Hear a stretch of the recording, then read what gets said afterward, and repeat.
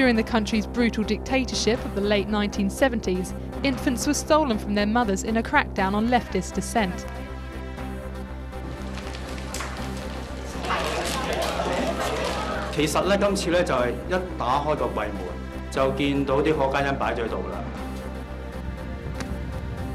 Security forces fire tear gas. Campaigners are against proposed changes to voting rules.